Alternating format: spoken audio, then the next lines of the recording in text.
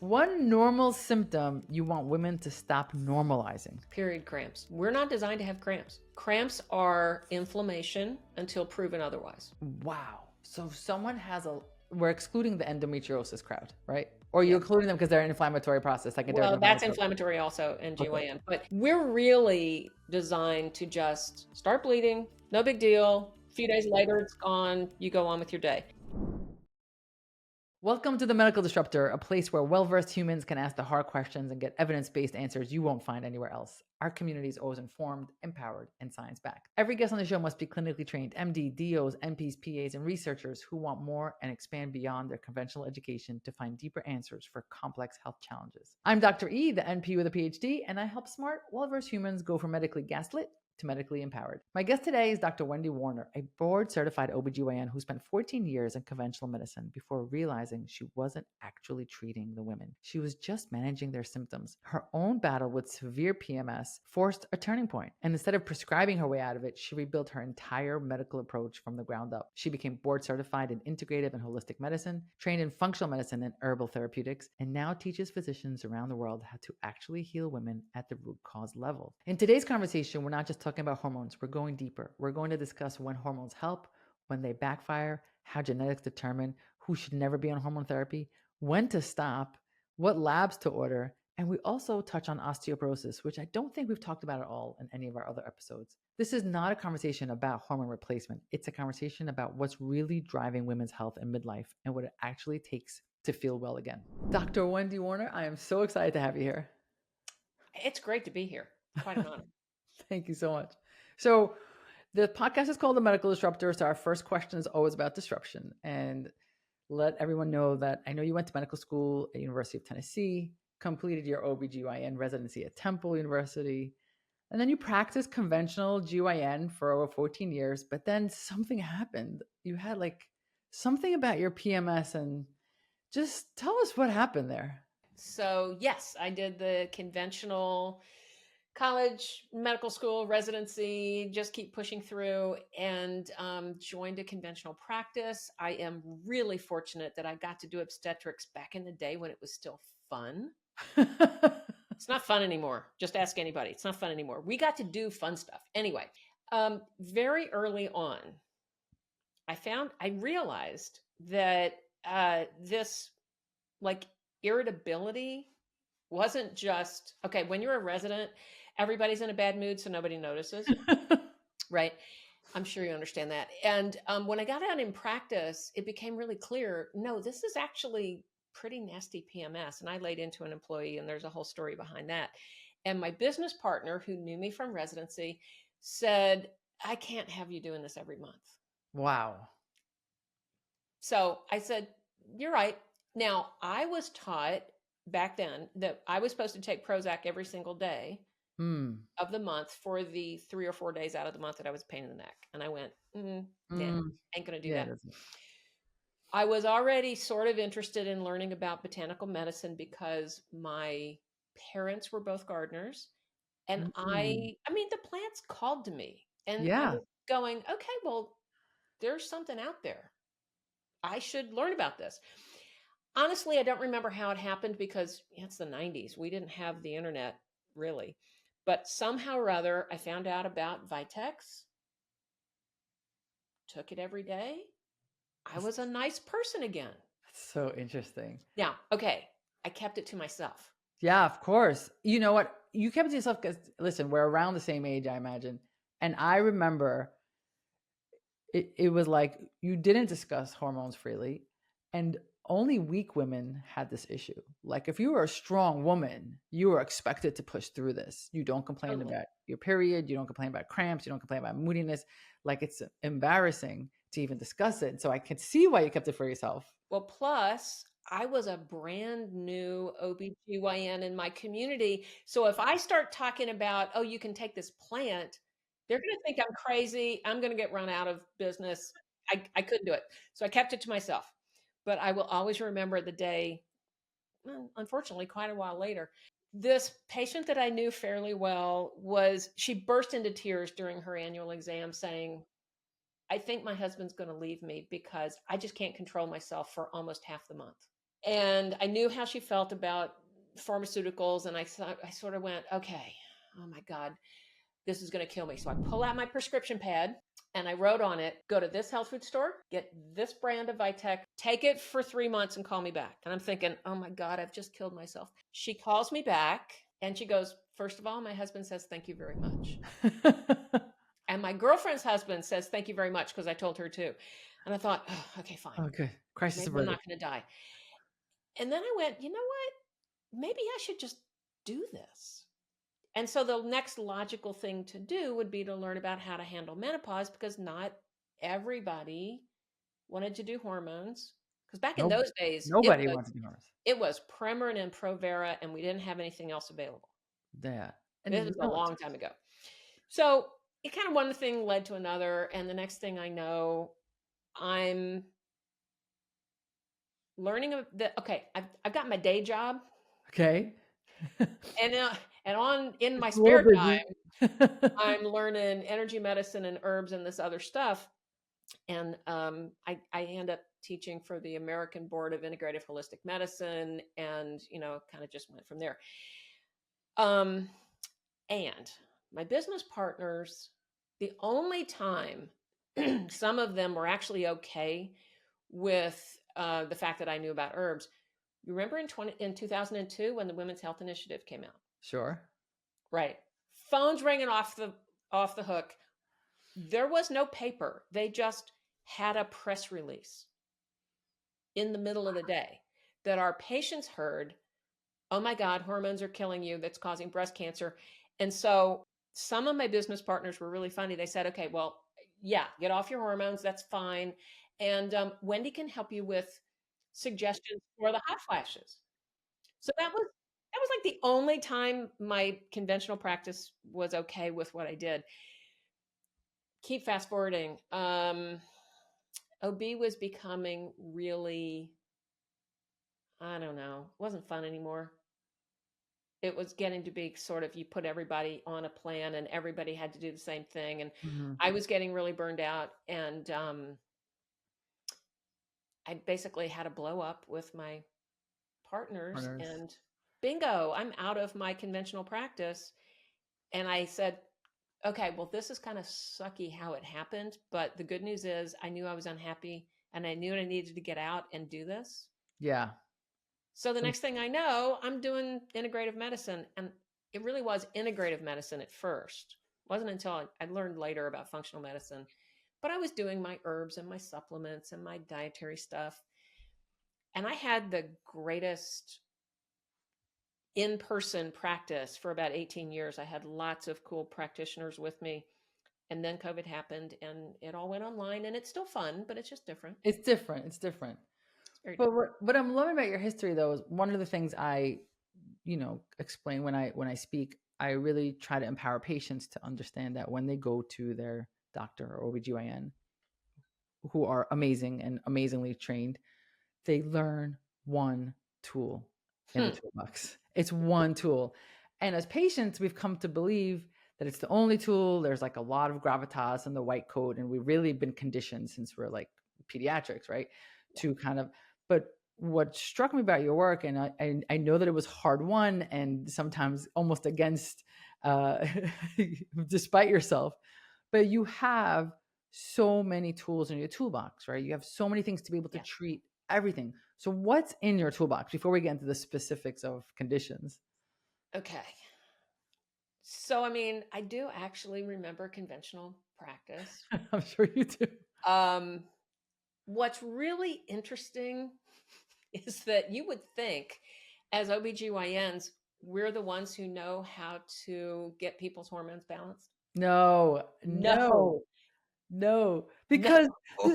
because OB-GYNs are about bringing babies into the world. Well, okay. An attending of mine when I was a resident literally said this to me. Tell me. Great, we're going to go see a patient who's got irregular periods. So you can get a bunch of procedures out of her. I said, excuse me? He goes, well, the first thing we do is we'll do an endometrial biopsy in the office, and we may or may not do anything with that. And then we'll do a D&C and hysteroscopy. And then when that doesn't change anything, we'll end up doing a hysterectomy. Oh my God. Wait, you forgot the Now, hysteropalpinogram in the middle. uh, yeah, I mean, like it was all about it. Nothing he was suggesting was going to change her underlying condition. Yeah. And I think I was a senior resident at that point, and I just went, "Oh, Oh this is no. frightening." This is Okay, bad. so anyway, yes, I kind of, and I from a medical doc standpoint, it's interesting when you realize that what you got taught in school is really limited. Mm-hmm. And I am not upset that I went to medical No school. People way. ask me all the time, if you had it to do over again, would you go to naturopathic school? And I go, nope, No, I really wouldn't. I agree. However, I think it's really sad that I had my day job and I was going back and learning all the things that I really needed to learn. So plants called to me early on, mostly because of my parents. I used to joke that my dad could make anything grow. My mom knew the Latin names of the plants and, like, Wow. interesting things about them. And when I would visit as an adult, we would walk around their garden and, dad would talk about the how to grow it, mom would say something about it, and I would tell him what it's good for. Oh my God, I love that so much. Because it turns out they had a lot of medicinal plants in their garden, which was kind of cool. Then So you about have this conventional, you have herbal. yeah, and then about the same time as I was getting interested in herbal medicine, I started getting interested in energy medicine. Mm. And there's a whole story about how one general surgeon, because back then there were not any breast cancer fellowships, but she's my age and she decided to focus on breast cancer. It turns out she and I both got Reiki trained at about the same time. And then we found out that some of the nurses in the holding room and in the recovery room knew how to do Reiki. Oh, wow. So she and I would both, when we got done with our patients and we'd take them to the recovery room, we'd say to the nurse, just do a little something on her, please. And our Nice. patients, because, I would do 2 minutes worth while they were going under anesthesia, but then I'd have to operate. So those patients did What super a well. nice combination. And, Reiki and this before was, surgery, after surgery. Wow. and this was at a Catholic hospital. Wow. I mean, there's nothing, Reiki is not anti-religion. No, and as it turns out, in those days, there were still nuns that lived on campus that would make rounds with the patients. And I finally realized they were doing laying on of hands themselves. Sure. It's just different words. I just thought they were visiting. Anyway, Oh, I love it. so herbs and then energy medicine. And like I say, I was doing at that point what I would call integrative medicine. And Taking I was all the tools in the toolbox. doing other tools, and I was teaching through an organization called the American Board of Integrative Holistic Medicine. They don't exist anymore, but we were the first ones that had a certification exam for docs. And some of my colleagues came from functional medicine. Mm. And so I got a chance to listen to them. And I started going, well, this sounds like a cool way to look at things. So I finally went and got trained in functional medicine and just went, oh my God, this is how they should have taught me to think at the very beginning. Because yes, it is more complex, but it's systems biology and it pulls everything together instead Oh, of being yeah. in the little silos they taught It, me to be in. it's so interesting how, like, everyone is taught that we're so used to everything we learn about the body to be organ based, musculoskeletal, neurological, and it just seems so logical. We never question, why is it divided this way? For those listening who don't know, in functional medicine they don't divide it that way. They divide it by the system. Is this an elimination system? It's like, why would we put the nerve separate from the muscle, separate Right. from the brain? Like, it's amazing that we never questioned that And it's about processes. processes, So, like inflammation could show up as cardiovascular disease or autoimmunity or hormone imbalance, which but is it's why still all just inflammation. it's all inflammation. Yeah. It's amazing.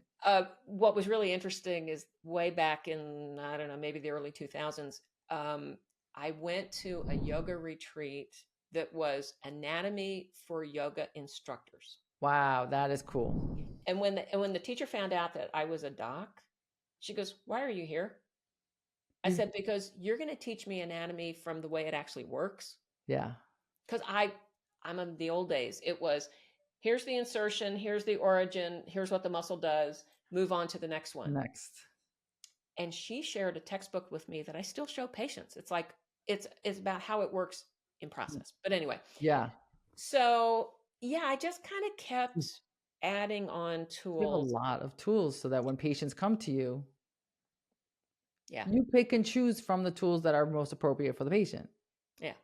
And in the herbal training that I did through David Winston's Center for Herbal Studies, where I now teach, um, when we get to the section on learning Asian herbs, Chinese herbs, he also teaches us tongue diagnosis Wow.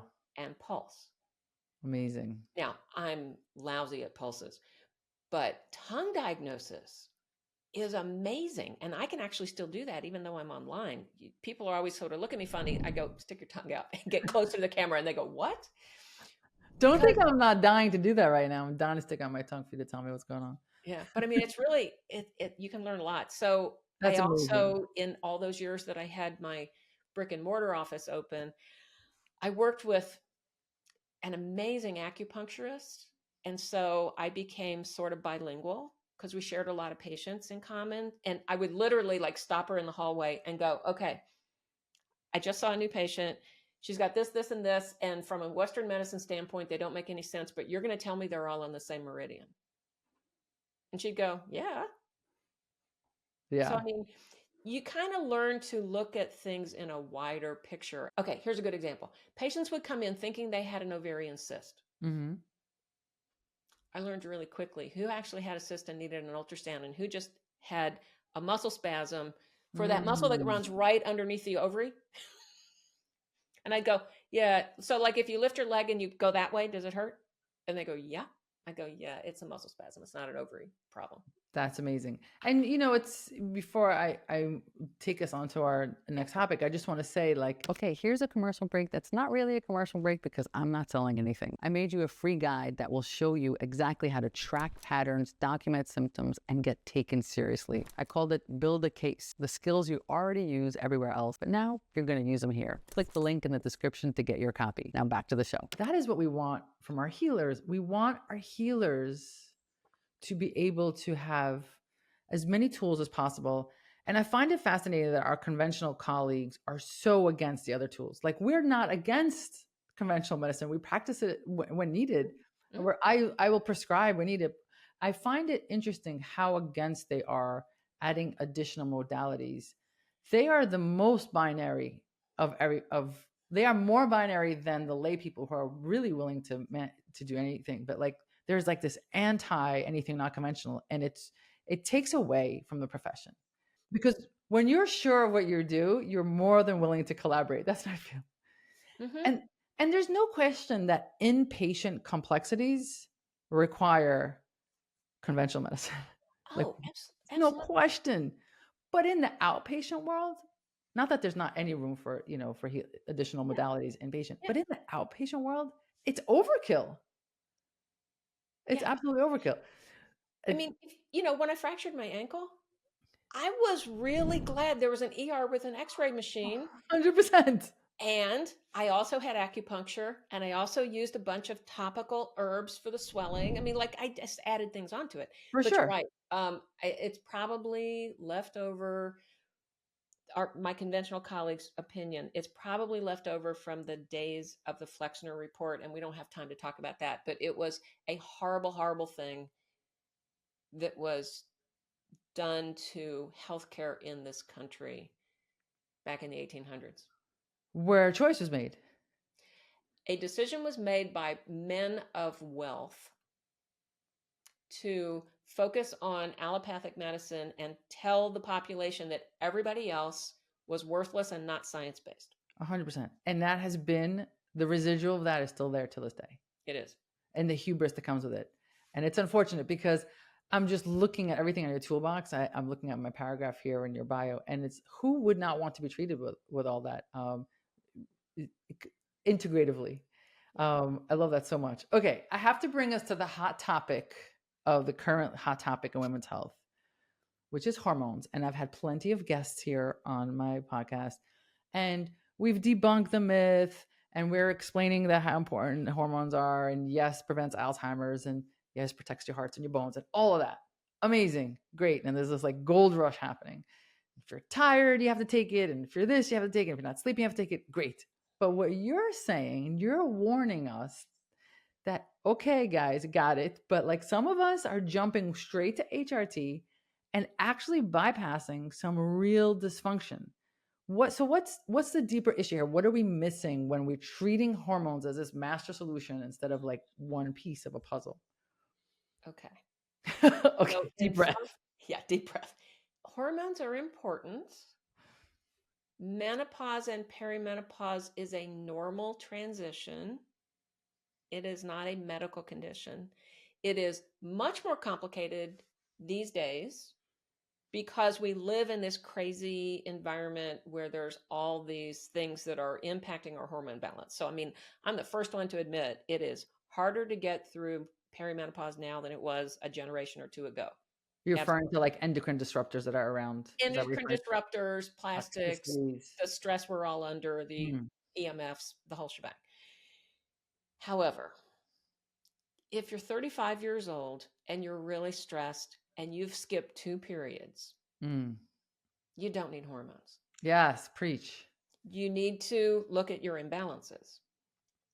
If you're 45 years old and you feel topsy-turvy, yeah, okay, your hormones are probably shifting, but let's look at what we can do to balance the imbalances, like your blood sugar and your stress hormones. And are you getting an autoimmune condition? How's your thyroid? Get rid of the crap that you put on your face and get rid of all the plastics and all of that stuff. So it isn't just here you feel horrible and you're going to start hormones and you're going to feel great just because you started hormones. I have people who come in to see me that want hormones right away, and I'll go, I can do that. And there's a real good chance that in 3 months you're going to hate me. Why So hate you? Because it didn't because work, or you feel worse? they're not going to actually feel any better. That's why. Yeah. Because, hormones are really intricate things. And so there's so many other things you need to balance first. Like, I don't know about your practice, but lots of people have blood sugar instability. It's America. And that is, whoa, but that's only been in the past like 5 or 6 years. It's bad. It's crazy now. Nobody's adrenal hormones are normal. No.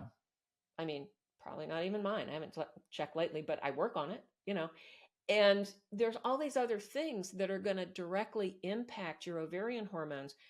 Okay, here's my favorite thing. When a 65-year-old woman hasn't had a period in more than 10 years, feels horrible, and her comment to me is, I want you to check my hormones. I think they're off. Ma'am. And I'll go, well, yeah, but not the hormones you're thinking of. Yeah. Because obviously you're not on hormone replacement therapy. You haven't had a period in more than 10 years. Your estrogen and progesterone are going to be low. Yeah, there's no question there. But let's check your thyroid. Let's check your cortisol. Let's check, those things. Let's check your blood sugar regulation. So what you're saying, I just want to make sure that we're hearing you correctly, because I'm sure you're not saying, oh, let's not take hormones, right? So we're taking it. But I think it's a general tendency of people to look for a panacea and like one thing. What's the one thing that's going to make me feel better? Yeah. And with all the hype around hormones, it's very easy to assume that your 40s, your late 40s, and you're feeling some type of way. Oh, if I just get on hormones. But you're right that people will go on like, I don't feel better. I've actually gained weight. I'm still not sleeping. I still have hot flashes. Well, we can't keep upping the estrogen up in there. There are limits to this. Same thing with testosterone. And so, the dysfunctions that you likely had many dysfunctions besides hormone before you went to perimenopause. You likely already had insulin resistance and cortisol issues. And if we don't balance those, so it's part of this complete breakfast. I feel like only our age group knows what that means. Like it's not yes, nobody, no, yeah. They don't know these days. So here's a really good example. There is a patient of mine who's I just saw her today. She's in her early 50s, Started hormone replacement therapy about a year and a half ago. Changed her hormone dose about 3 months ago, Okay. and because she was a little off.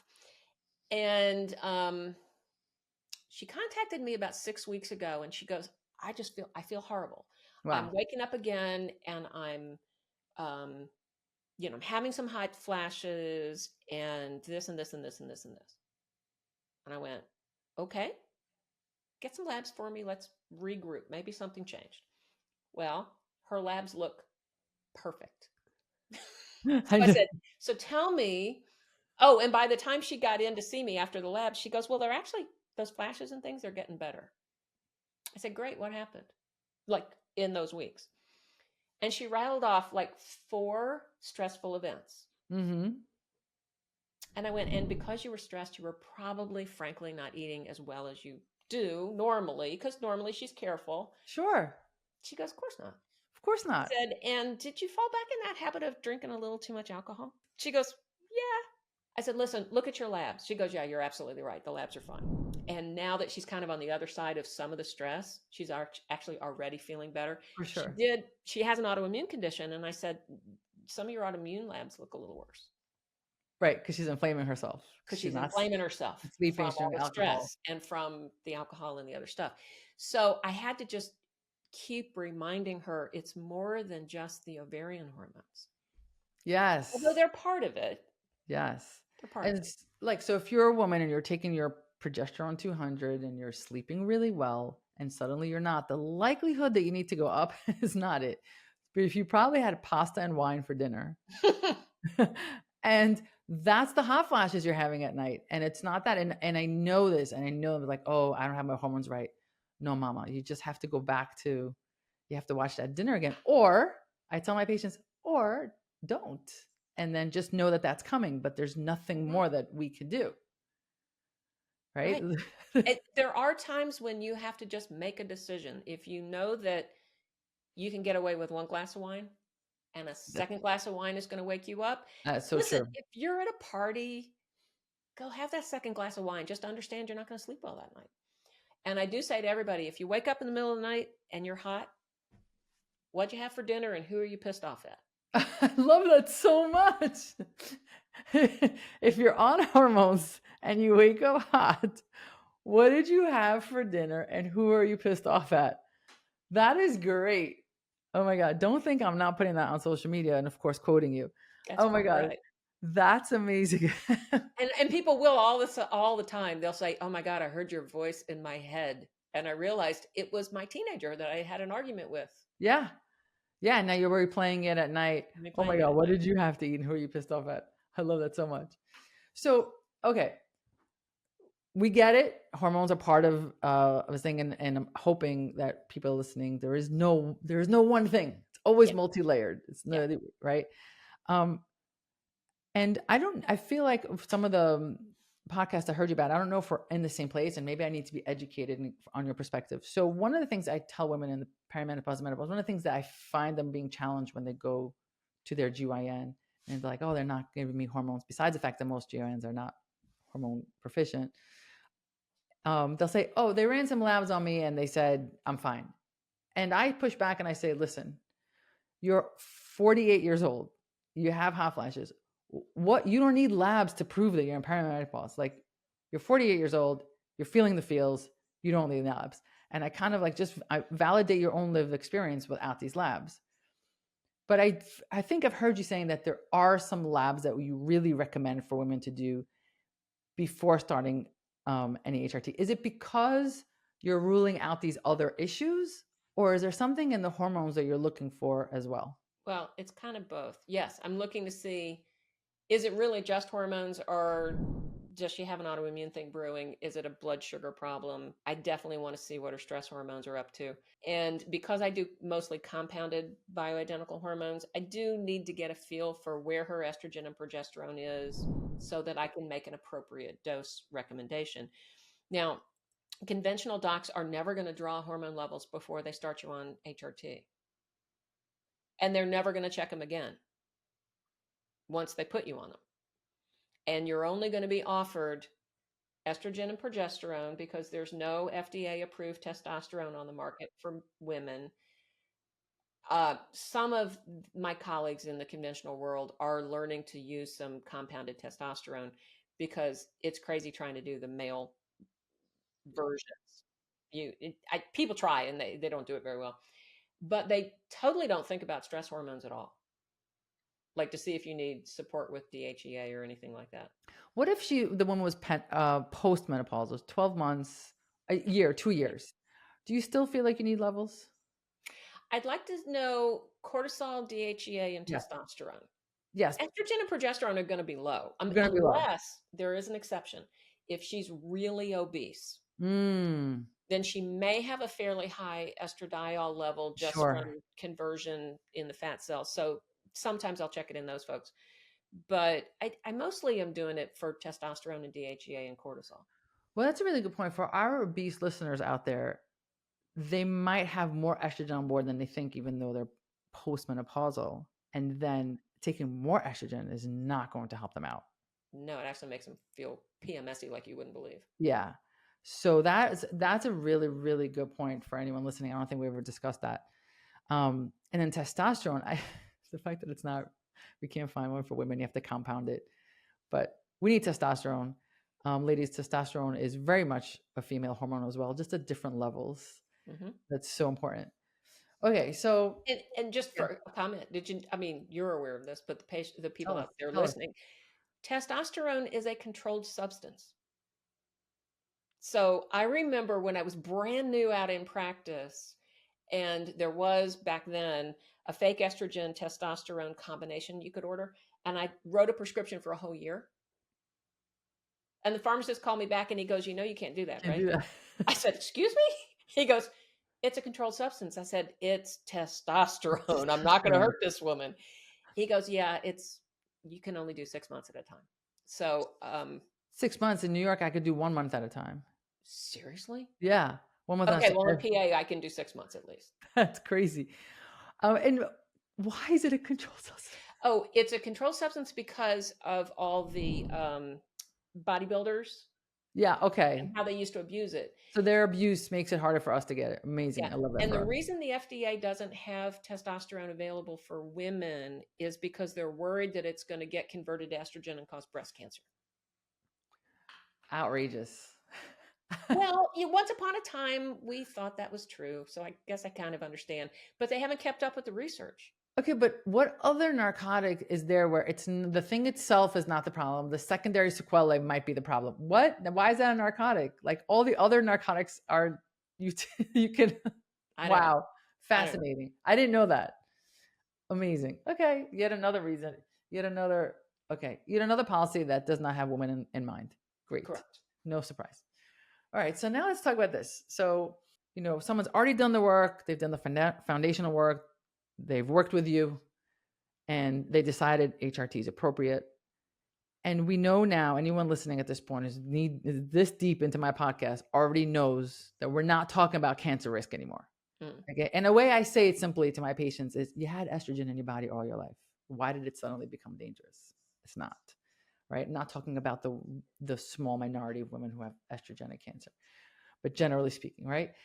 So we're not talking about the cancer rate, but I've heard you say that there is still a danger or a concern, a risk, not so much about cancer, but about how your genetics plays into how you metabolize the hormones. So can you walk us through who should not be on hormone therapy, not because hormones cause cancer, but because their genetic pathways or their ability to detoxify put them at the risk for the wrong kind of hormone metabolism? Tell us what that means. Okay. It's not so much that they can't be on it. Okay. It means that we have to be very careful with dosing. And if possible, if they have, okay, we have all these genes. Oh, I'm being so good. I'm not pulling up the steroid hormone pathway. So estrogen gets broken down into 3 different pathways into different phases. So there's all these different enzymes involved. We have the genes to make those enzymes go really fast or really slow, whatever. Some of those pathways are less healthy than others. And so If, for instance, I have a patient who's got a strong family history of breast cancer, for instance, it makes me curious, does she have the genes to go down this pathway? It's called the 4-hydroxy estrone pathway that would increase her chance of damaging her DNA. It's not just breast cancer, but it's all DNA. If that's true, it doesn't mean she can't be on hormones. It means that I want to find something to block that hormone, block that enzyme, and push it into one of the other healthier enzyme detox, excretion pathways. So it's not that these folks can't be on hormones. It means that I want to check their estrogen metabolism and just see what's up. Because, okay, methylation. I'm Yeah. sure your listeners know all about methylation. 30 or 40% of us do a really crappy job. I am one of those people. And methylation is a huge part of estrogen metabolism. It's the second phase, part of the second phase. So if you get through the first phase, okay, but then you don't get rid of those, these Building up. chemicals build up, and it's kind of like having a partially clogged kitchen sink. Mm. And so the estrogen is still sort of hanging around and it's still pretty active. So if I know that you've got those genes, then, oh, it's easy. I just help you methylate with some supplements. And how you eat. It's super easy to fix this and work around it. Okay, so I just want to say it back and then ask a question. So for those listening, everything you ingest, whether it's topically or orally or otherwise, has to get excreted and it doesn't go from your mouth into your stool. It has to follow a lot of chemical processes. That's what detoxification means. And there's phase 1 and the phase 2. Some of us do it well and some of us don't do it well, and that's genetic. So I just wanted to kind of re-say what you said. And I'm having PTSD thinking of the chart in front of me. It's my friend. I live with it every day. I looked at it for a few years and I'm fine now looking at it again. Yeah. But so if I'm a patient, are there any signs and symptoms of when I should ask to be checked, or is it more about my history? How would I know that I need to ask for this test? Well, it's kind of both. If you have a family history of breast cancer, definitely ask to have that checked before you go on hormones. Because maybe you go down the pathway that is not so healthy. By the way, we're not talking about the genetic risk for the cancer. No, we're talking no. about, right. This is just how you get rid of your hormones. Now, here's the classic example of someone who doesn't methylate well. Tell us. She has a history of irregular periods and mood disorders. Those women probably don't methylate well. There's an enzyme called COMT that is involved in both making neurotransmitters and also getting rid of estrogen. So it needs to be methylated to work well. So if you don't methylate, which is just a chemical process, you're probably not making neurotransmitters great, and you're probably not getting rid of your estrogen very well. And so when I see a patient with both histories, I just go real quick. Let's just check your estrogen metabolism. They're not crazy expensive, but they're not covered by insurance. A couple $100 for different specialty labs that can do this test for us. And then you just use the right food and supplements to help you methylate, and everything's fine. And suddenly you don't need an SSRI and your anxiety is gone. Right. It's Yes. really important. And just so people understand how simple, what is a supplement that you give classically for? If it's an overall COMT problem, there are methylating agents. One company that I like their product, Orthomolecular, makes a product called methyl CPG that's got already methylated B12, already methylated folic acid, some methyl donors. Yes. Because methyl donors are just chemicals with a whole bunch of methyl groups in them. Yeah. And because if your enzyme doesn't work well, you have to give it lots to work with. And I know that of the 8 or 9 or 12 different methylating genes, I think I have about 4 that work well. Wow. So what we're talking about really, like, in a really oversimplified, is just a bunch of B vitamins with a methyl group attached. Yeah. Like, it's not even that complicated. So you get tested and you take this and like, it's a vitamin. Like, you're going to be fine. I'm going to put in a plug for a colleague of mine. Please do. Please do. If you are someone who knows you don't methylate well and you have a MTHFR mutation, because a lot of people know that term, Kara Fitzgerald, who's a naturopath who works with me teaching at for the Institute for Functional Medicine quite a few years ago. She wrote a book called Younger You, which Okay. is about how to eat to methylate better. Ooh, I love that. Okay, We're so do you remember when we first started learning about methylation and everybody started throwing methyl supplements at people and yeah, and some 80% of people felt better, but 20% of people felt worse? yeah. And we're all scratching our heads going, Well, how could that be? what happened? How could you overmethylate? Kara's the one who went back in and went, oh, yeah, there's all these other nutrients that you need to regulate the process.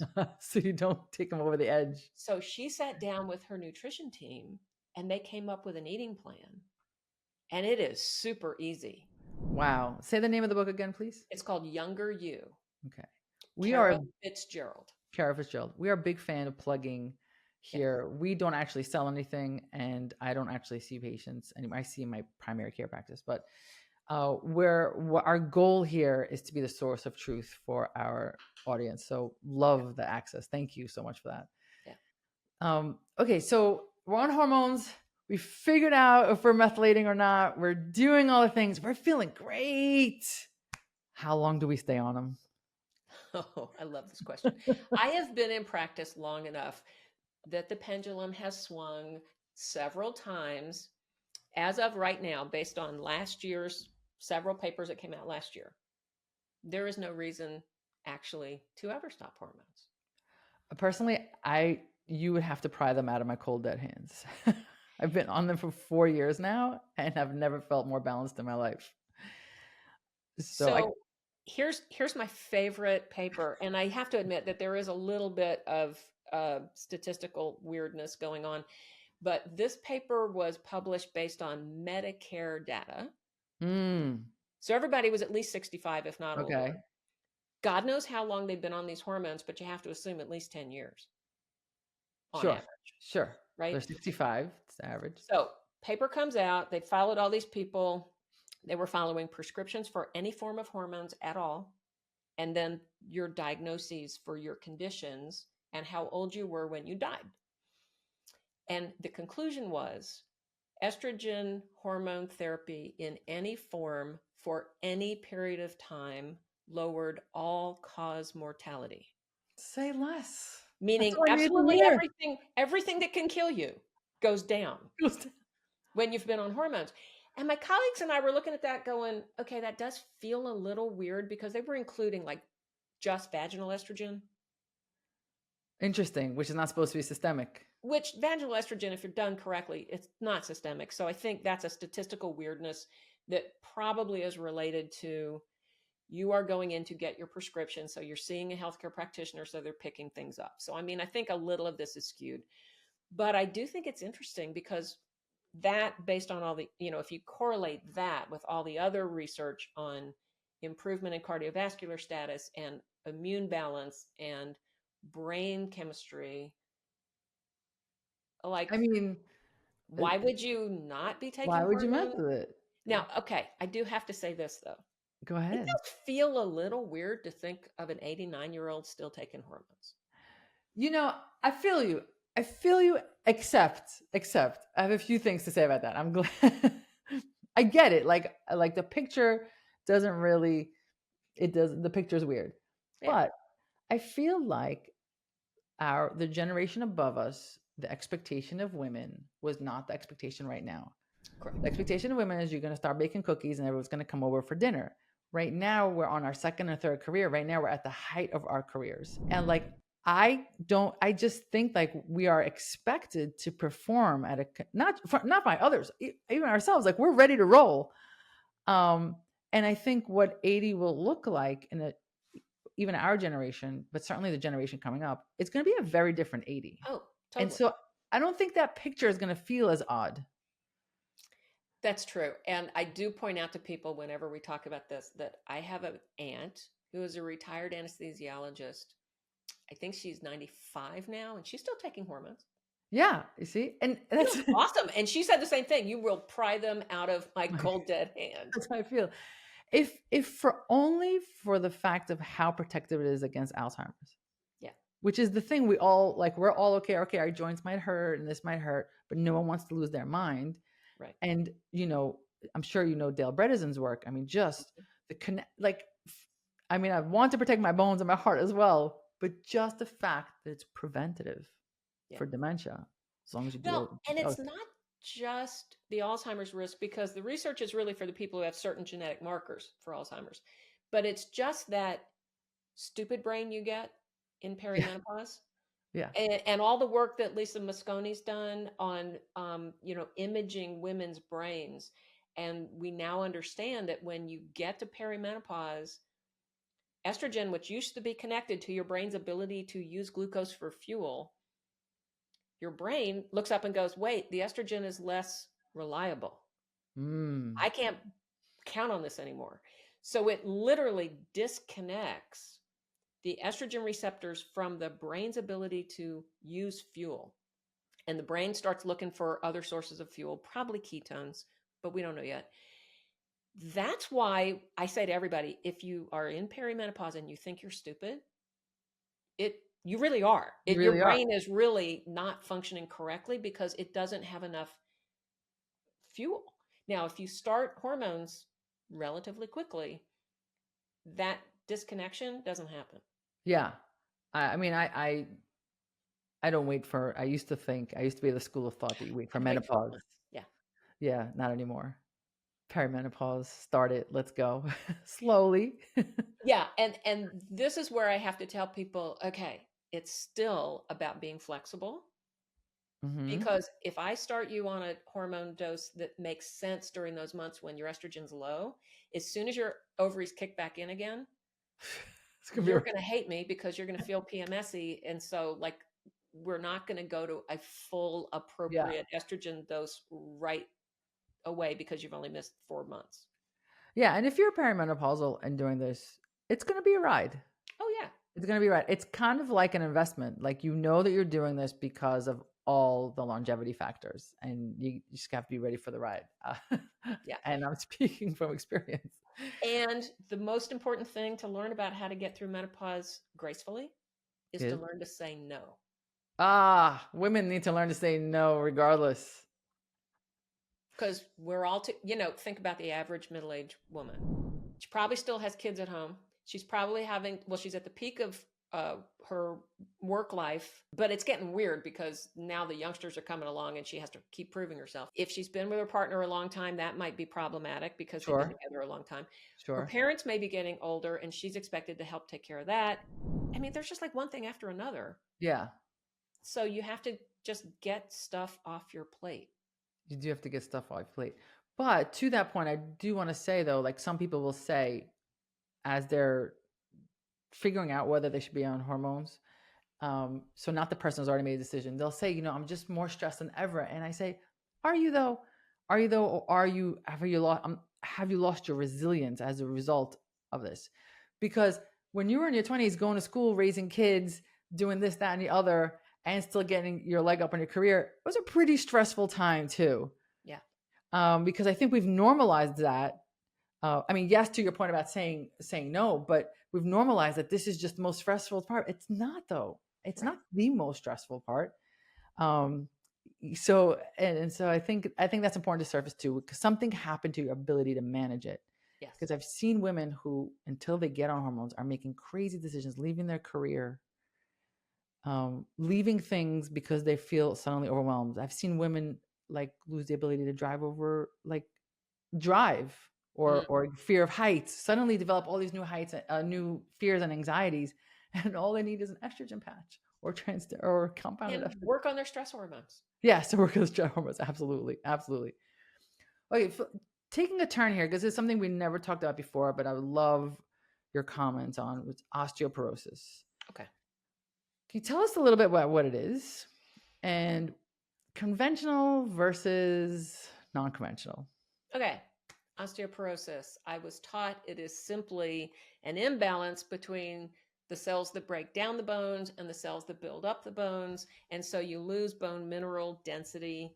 And all you really need to worry about is initially, way back in the day, just take your calcium. We That's it. gradually over time added magnesium and zinc and D, but those 4 things and you'll suddenly have normal bones. And then, of course, the bisphosphonates came out. I like to point out to people that the very first time I ever heard of a DEXA scan, I was already in practice. And guess who told me about it? My Fosamax rep. I was going to say the rep. I knew it. Because if you don't diagnose osteoporosis, you won't be You can't, prescribing you're that not a drug. candidate. Yeah. So Wendy, don't it's get me started. more, there's so much to bone turnover. You have to think, do you have appropriate nutritional status?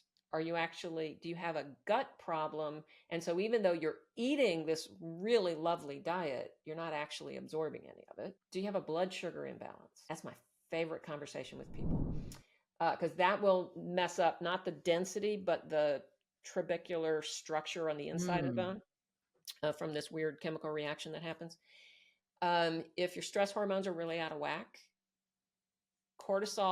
high cortisol pushes osteoclasts, which break down bone.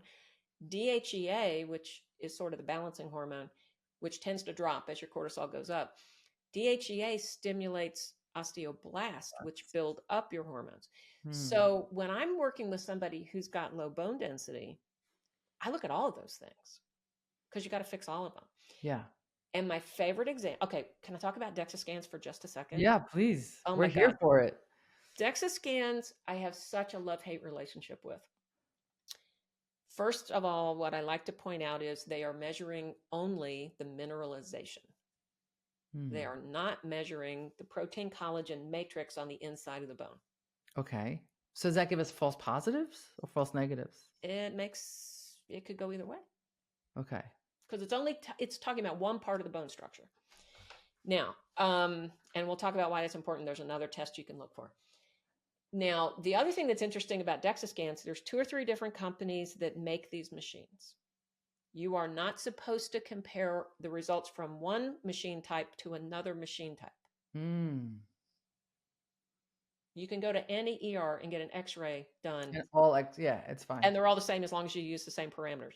So why DEXA machines? Well, in their rush to get DEXA scans out on the market, based on the help from the company that makes Fosamax, there's a whole political thing here.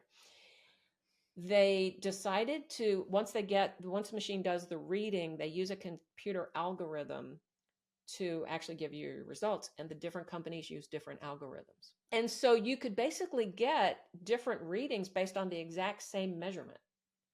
Which is crazy. So how accurate are they actually? Right. Okay. There is a newer device out called a REMS, R-E-M-S. Okay. I don't remember what it stands for, but it's an ultrasound. So that's nice because there's no radiation. Sure. Very nice. And clearly they are reading both. The REMS machine is interpreting both the mineralization and also the inside. And the reason I know that is that when I found a paper that was, one of these ones where they're talking about all these different papers that, that had been published. And they were only trying to prove that it was as good as a DEXA scan. Now, in obese women, you would think they're not going to have trouble with their bones because they're carrying around all this weight. Sure. Of course, that's kind of what we're taught. Always thin, frail women. Frail white girls. Yes. Well, obese women with diabetes. Oh, wow. I'm dead. They get broken bones because their blood sugar instability changes this chemical reaction that basically eats out the inside part of the bone. They can have perfectly normal DEXA scans, but it's like that's not okay. They're dense, but they're not strong. So in this study on the REMS device, they're comparing all these papers, and the REMS device gets to the article. There's one study where the REMS was a better predictor of fractures in obese women with diabetes. Wow. I went, yes, that means by definition, they are looking at the whole picture. That's amazing. So I live in Pennsylvania. Southeast PA. There are no REMS machines in Southeast PA. There's 2 in New Jersey, 1 in North Jersey, 1 in Cherry Hill. So I'm assuming there's no medication attached to that. It's self-pay. Of course. Of course. Oh, actually, well, okay. Depends on the facility. Medicare will pay for it. It's just a Oh, question okay. about whether or not the They facility will takes take it. Medicare. Yeah. So I have a patient who has osteoporosis. It was mild. She wasn't really worried about it. She's a thin, very strong white woman who eats pretty well, does a crappy job with her stress hormones, but she lifts weights like you wouldn't believe. She could pick you and me both up. That's a big deal. Now, because of her cortisol abnormality, her blood sugar is never quite stable. She had an accident where any of us would have broken our wrist. And the doc who saw her asked her to get a DEXA scan, which she hadn't done in a long time, and it looked pretty bad. Wow. And I said, well, okay, go get a REMS. I think it's your blood sugar. Her REMS device was worse than her DEXA report. Makes sense. So I said, well, okay, while we work on your blood sugar, would you please go get on a drug to stabilize your bone? Not a bisphosphonate because they make unhealthy bones, but she's using one of the newer drugs that actually acts more like parathyroid hormone. Oh, interesting. Okay. And she's going to use it for a short period of time just to stabilize things while she finally gets everything else under control. I see. Okay. Now, what about this calcium controversy? Because it's like calcium, but like calcium is a problem. What you need to build bones is a list about this long. Yeah. If you take just calcium, you're going to throw your magnesium off. And that's going to increase your chance of getting palpitations. And you're going to start putting calcium into places where you're inflamed and it has no business being there, like your coronary vessels. Right. So there are lots of bone building supplements on the market. And you really want to do those if you're worried about osteoporosis, not just calcium. For sure. Just calcium by itself is not enough. It can be detrimental. It's actually problematic. Yeah, it's problematic. And it's unfortunate because it's really the layperson really associates it with health. Like, oh, I have calcium, strong bones. Let's calcium fortify everything. Right? It's a problem. Okay, I'm going to do some rapid fire questions. Okay. What's one lab most women aren't getting, but they should? Can I make it 3? Absolutely. This is your time.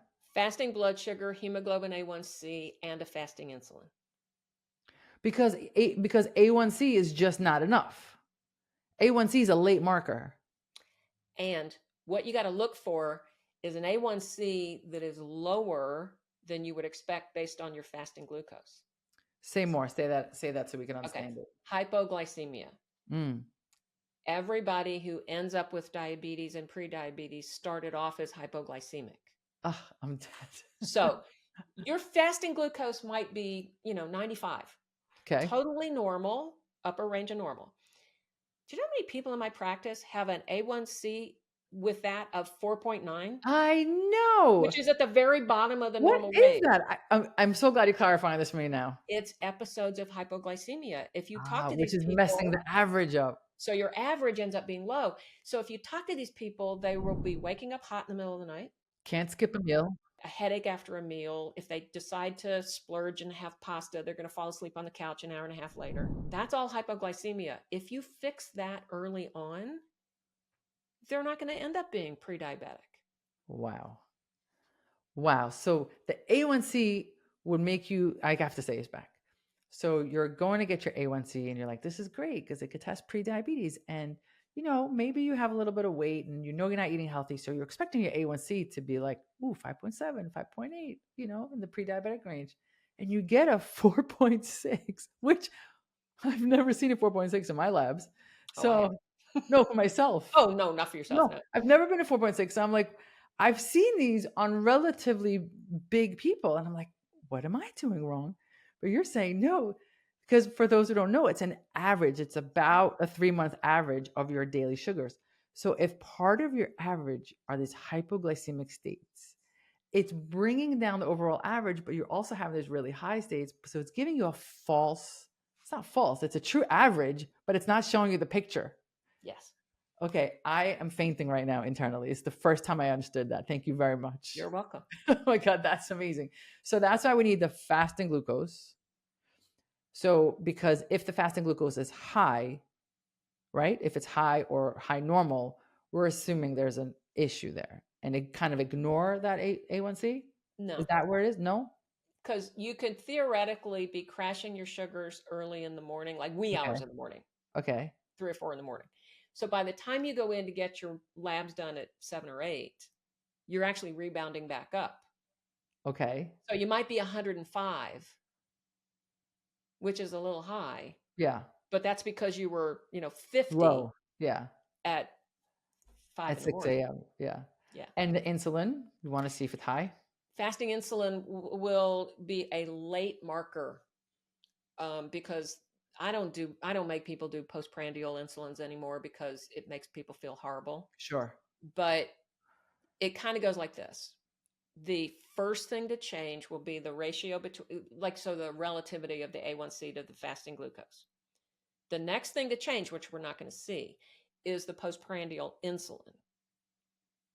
And then over time, the fasting insulin will start to go up, and then the fasting glucose goes up and the A1C goes up.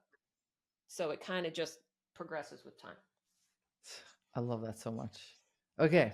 And it feels like a hot flash when you're having blood sugar bouncing around.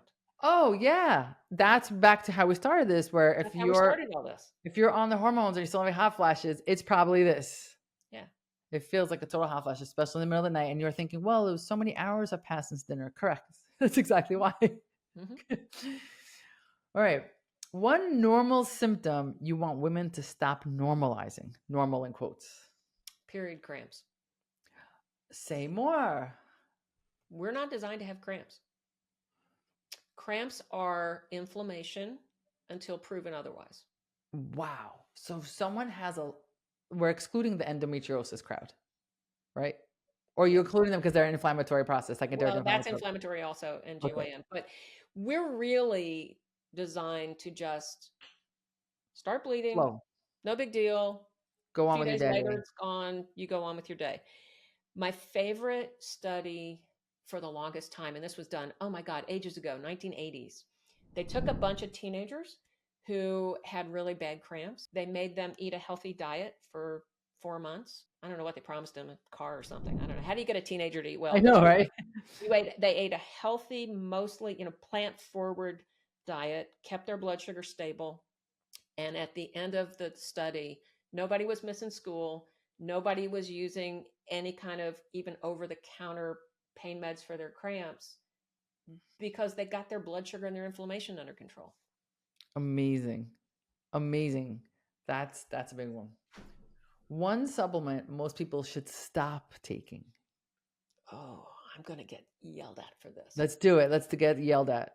Collagen. Really? Okay, here's why. Think of depends on why you're taking collagen. Okay. If you're taking a collagen supplement because you have achy joints and you think that taking the collagen is going to improve the collagen in your joints, that's a mistake. Right. That's not how it works. Collagen is a protein supplement. So if you know that you're taking it as a protein supplement, that's fine because it's going to turn into basic amino acids in your stomach. Right.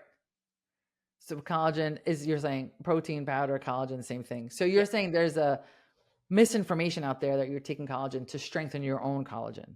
Correct. It's just a protein source. It's just protein source. So if you're trying to fix your own collagen in your own joints, take the nutrients that your body will need to build the collagen. Such as? Well, it's mostly different amino acids. Yeah. So it's not, but then it's not really far-fetched then because the collagen is going to break down to amino acids. Yeah, but not everybody's body takes them and then reforms it into collagen. Fair. Okay. Fair. I think this one's going to be hard because it's one lifestyle lever that moves hormones the fastest. I think it's a tricky question because which hormone, but no, this is actually really easy. If you're assuming that, I'm assuming you're talking about ovarian hormone balance. Fair. Perfect. Okay. Across your lifestyle, across your lifespan. If you can get your stress hormones under better balance, you may not have to do anything else. Your adrenal glands do one thing. They keep you alive. Well, I mean, they affect your blood pressure, but basically the stress hormones keep you alive. Well, that's pretty important. So they get to interfere with anything they want. And you're not supposed to have to make cortisol every single day at huge amounts, the way we ask our bodies to do. So one of the things that they will do, your body will look up and go, oh, look, there's progesterone. Grabs the progesterone, basically turns it into cortisol. It's the steroid hormone pathway that I'm not showing. Progesterone steal. I told you, give me PTSD. Progesterone steal, exactly. Which isn't really real, but it kind of works that way. So anyway, your body is going to be much more interested in making cortisol. It doesn't really care whether or not you have estrogen and progesterone in balance, because getting away from the tiger is more important than having a normal period. Sure. So if you can just deal with your stress in a different way and don't do the fight and flight reaction 24/7, the ovarian hormones are going to kind of take care of themselves. Oh my God. This is amazing. So good. I thought that was a trick question. It wasn't a trick question. That was the easy one. Super easy. And people in my practice are so tired of hearing me talk about stress No. issues. You know, on a different note, I don't deal with hormones, but when I talk to people, especially when I did functional medicine, I'm like, until we get your essential nervous system regulated, we're not talking about mold. We're not talking about Lyme. We can't talk about any of those things that you think are so sexy. We have to, the essential nervous system is everything. You have to calm it down first. Yeah. So I think and I imagine you weren't there at first. I think as providers, as we get deeper and deeper into this, we start realizing that that's where it begins and ends. Well, actually, I figured it out back in the 90s because I was an obstetrician. Oh, it took me longer then. So I looked up and went, oh, yeah, that's why all my older colleagues are getting sick. Not because of the age, because they're stressed. One right after another, all these guys that looked really healthy, they like the runner who was slender and ate well got hypertension anyway. And the cyclist who ate well and was slender got an autoimmune condition and became an insomniac. And all of a sudden, one day it was 3:00 in the morning. I was waiting on a baby to show up. We were gossiping about my colleagues. I'm the first one to admit that. It's like a light bulb went off and I went, oh, it's this lifestyle, guys. It's this lifestyle. It's the 3:00 in the morning all the time being awake. Your body thinks you're in trouble. And it's all the emergencies, which were the fun part of my job. Yeah. It is the fun. You get addicted to it, but it's also. I was totally an adrenaline junkie. Totally. I used to do ER trauma. I get it. Well, so you get it. It's yeah. Walking away from it feels almost like it's hard to walk away from it because you're like, nothing else could beat this, but life is so much better. Well, but that's when I looked up and I went, okay, well, I can either get sick like my colleagues, quit my job, didn't want to do that. I love my job. Or figure out how to keep my adrenals under control. Dr. Wendy Warner, this has been so amazing, so enlightening. I was like listening to this and figured out this A1C of 4.9 on my big patients. Thank you so much. So if patients want to work with you, how do they find you? Okay. I make life very easy for people. My website, wendywarnermd.com. Super easy. Easy enough. All my social media at Wendy Warner MD. Love. Super easy. Okay. Easy. Find her, work with her. Don't go there just for hormones. You better be ready for the whole package. Be ready for the whole package. Otherwise, that's not your girl. Dr. Wendy Warner, thank you for being here with us. Thanks a lot. It's been great fun. Well, that's another episode of the Medical Disruptor in the books. This is what medical disruption looks like. Not blaming, but exposing the limits of the training and pushing the conversation forward. You're part of a community that doesn't exist anywhere else. A safe space for people who want real scientific information, but also want to ask questions without being made to feel crazy. Our community is informed, empowered, and science-backed. If you want more, go to my website, medicaldisruptor.com, for my book, practical PDFs you can actually use, and the Middle Ground newsletter, where we break down what the system does well, where it fails, and how to navigate your care without losing your mind. Until then, keep asking questions, keep asking for more, and keep disrupting.